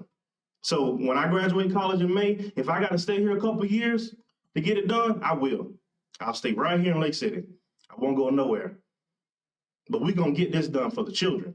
Richardson Community Center, Annie Maddox. We don't have to go out and build a center. We don't have to go out and look for resources. We have resources. The police chief is here today. Those killings are mostly going on over there. And so that's what we should be focused on, over there. That's what we should be looking at over there when it comes to crime, when it comes to how can we prevent some of this stuff. Now, I get it. You know, the guys that's doing it now, the crimes that's being committed now, that's up for, the police chief. But you all can do something for tomorrow, today. That's what I'm saying. Mr. Mayor, Yes. I'll reiterate, I'm for an agreement for a camera there, for sure.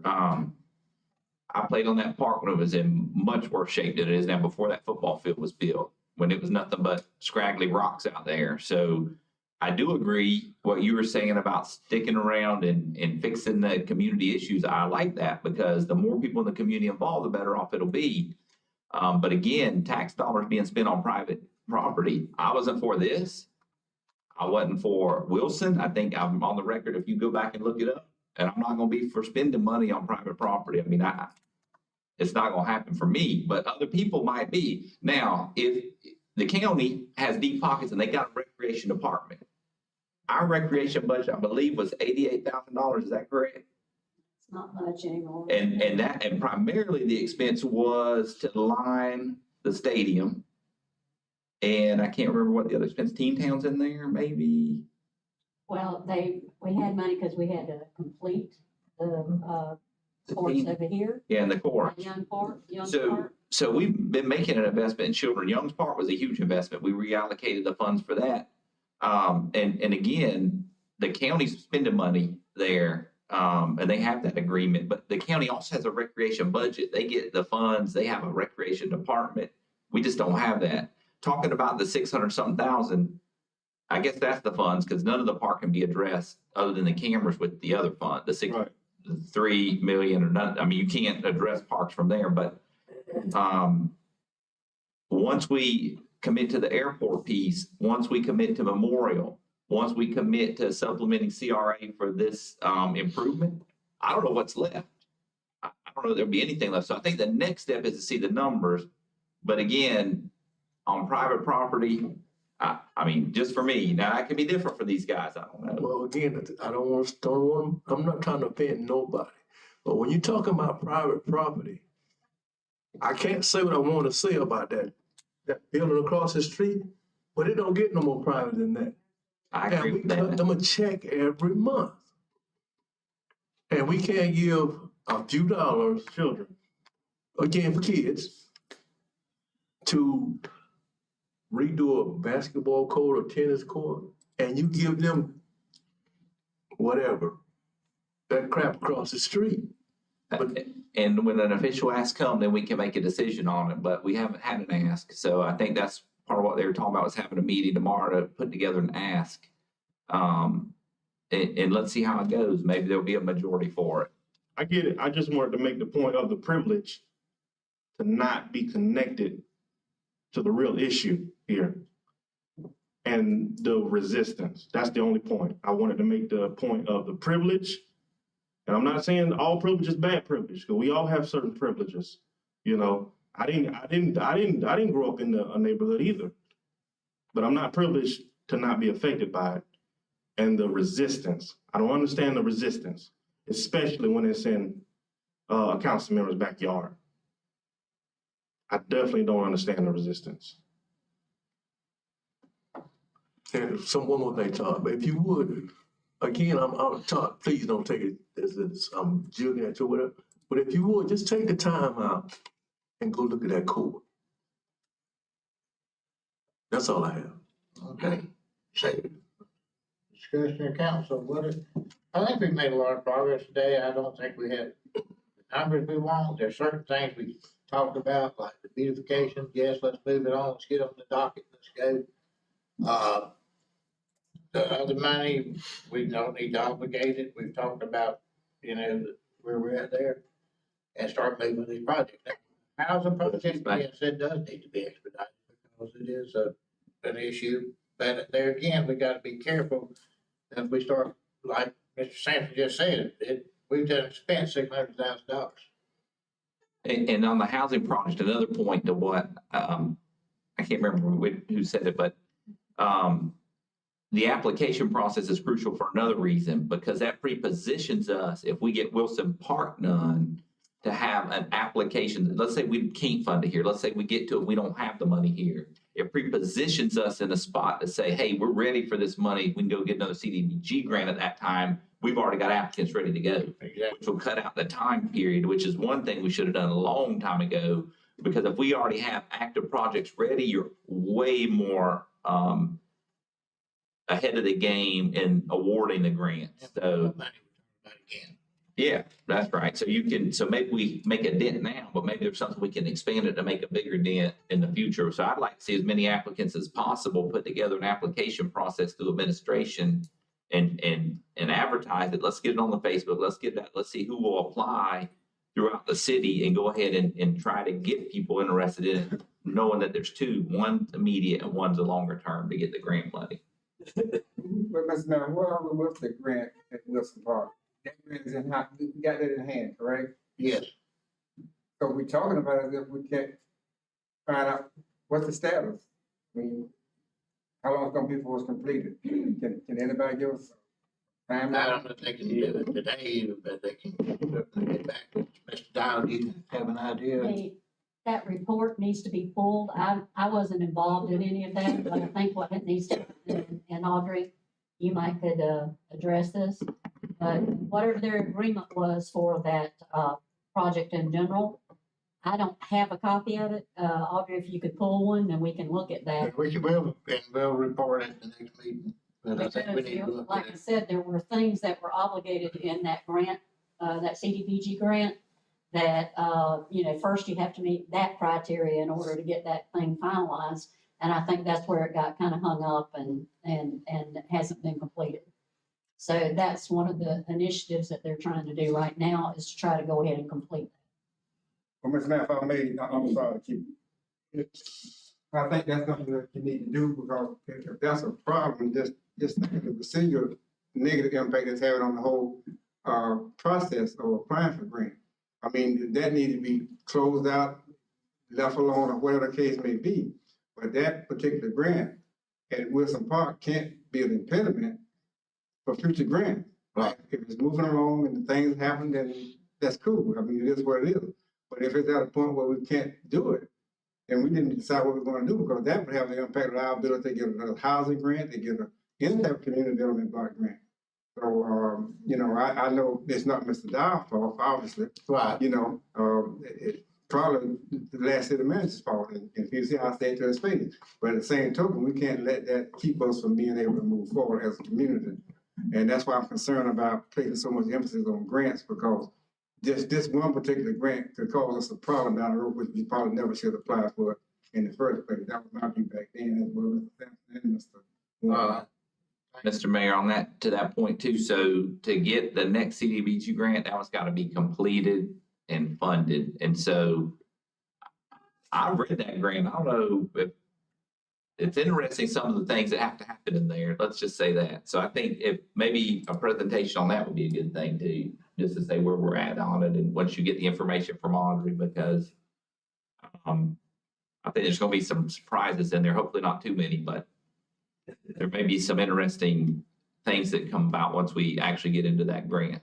So are you saying that a grant has to be completed before another one is started of the same kind?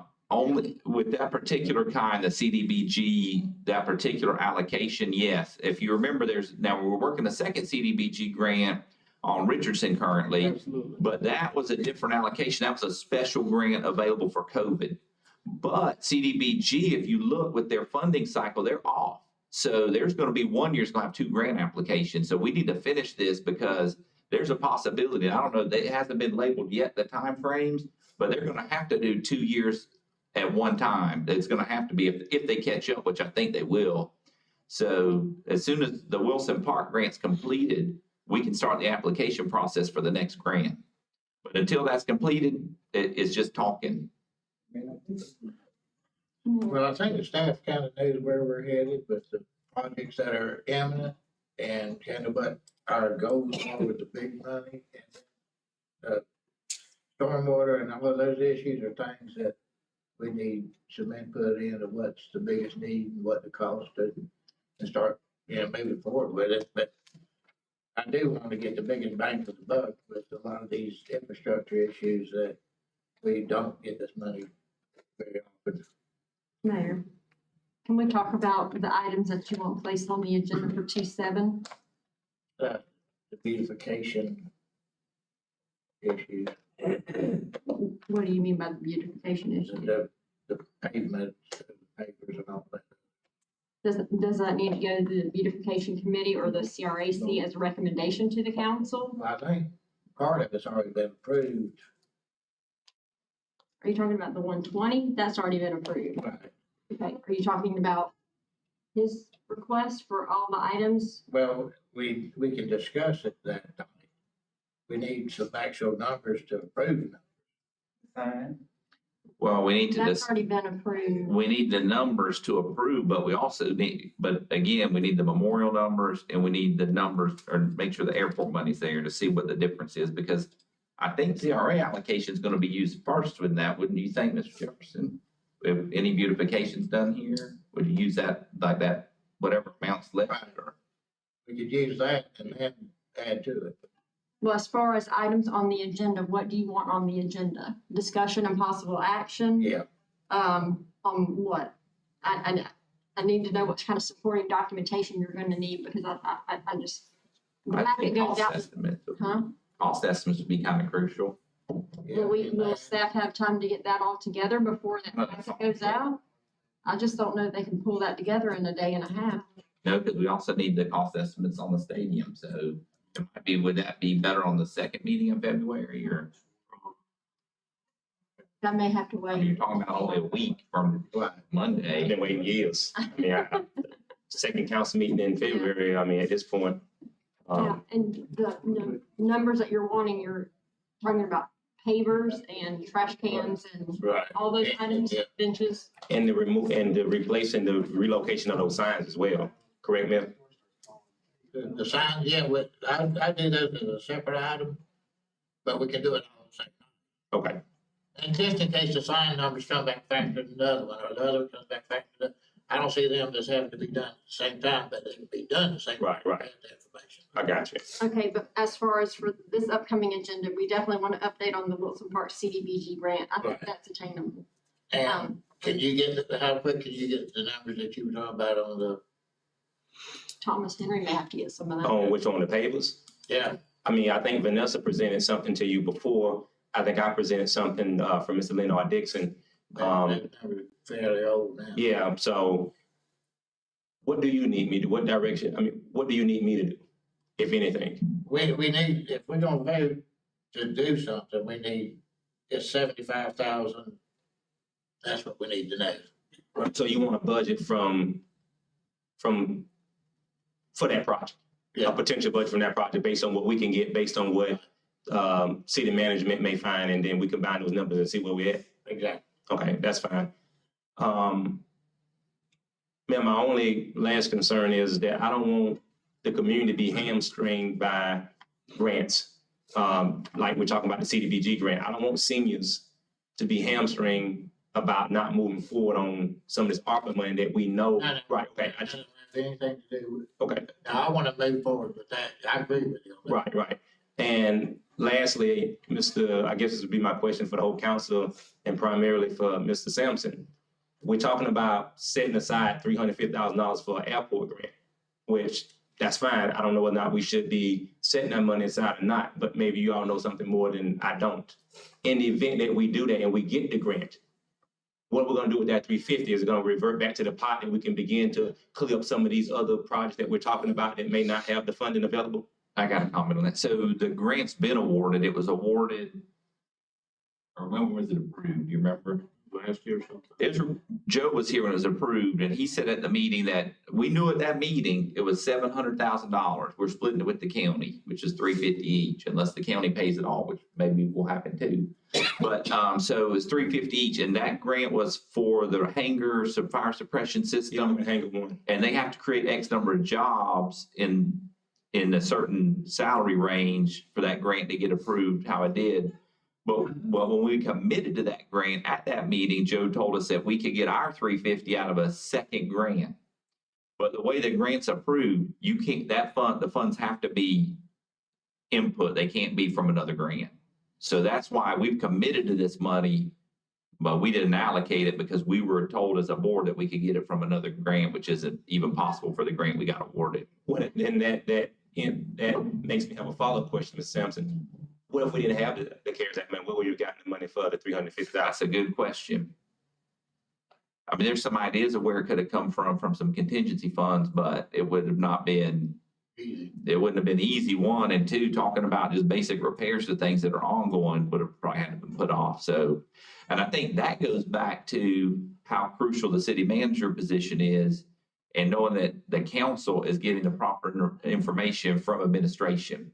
Because when you look at these grant applications, even like this today, what Donna's going through, there's 450 pages there. I've read them all. And I have to, and it's still confusing in some spots. Some spots it's clear and then knowing that I think it's March or April, they're going to finalize it, which tells me the school's already changed 2 times. I'm looking for another change. I don't know. It could expand. It could contract what you can do with it. I think expansion, but with that being the case, I think it's crucial that the next executive is clear on providing information, not coming off the cuff and saying, oh, you can fund this with this, and then you can't fund it that way. Well, man, I'm gonna close out by saying I appreciate it. It's like any negotiation. I'm a businessman. Any business meeting you go in, you don't come out with everything that you want. And clearly, I don't think nobody comes out with everything they want. I think that we made great headway. I appreciate this opportunity to finally get these issues addressed.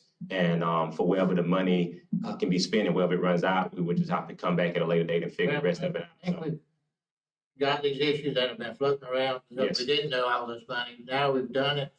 We can get the easy stuff done, and then the things, again, we need to plan on. We can start planning them and do them right, and we've got to be careful. But I just want to say that because I am very critical of you guys when it comes to certain things at certain times. And so if I can be critical toward you guys, I also need to commend you all when you all do things that is right for the citizenry. And today, I think for the very first time that I've been coming to city council meeting, that this is one moment to reflect on, that you all have committed yourselves, and it's very commendable to go down the line items of the money that we have available and really vote to make a difference on these issues. So I thank you from the bottom of my heart, and I really appreciate being a part of this discussion. Thank you. All right. I'm sorry, I have one last thing. Right. Also, do we want to add on the agenda so that staff can have be crystal clear on what it is that you guys are wanting on that senior housing rehabilitation project? Can we put that on the agenda so you guys can give staff some guidance on if you want to get that application thing started? Yes, and I think if Donna could look into the exact parameters on that, so we got a better idea, because I know that's more granular, I think, in the document. The senior citizen, like the weatherization piece. And we can limit it by age, I can't remember. Well, I have it. Pages right here. Okay, go ahead, let's go ahead and hear it now. Yeah, that's preparedness right there. We can put it on the agenda for official action. Yeah, that's right. According to what it says that you can spend, and this is called emergency assistance for pressing needs, which includes burials, home repairs, weatherization, or other needs. Pretty much what it says is that because you do have a disproportionately impacted community, then what you can do is spend money on those necessary needs. And what it really is referring to says necessary home repairs and improvements. And it says, a lot of people, of course, when it comes to the cosmetic side, we're not really looking at that. What we're looking at is deferred major repairs. Now, I know that Mr. Warren had said something about the roofing. I don't see it specifically in here, but what it does say is that such as plumbing needs, they can result in unsafe and unhealthy living environment, and eventually the need for more expensive repairs. Whether or not that would cover that, because I would think that would be problematic as well, but I'd have to get an interpretation on that. So it says that you can need it you can use it for weatherization.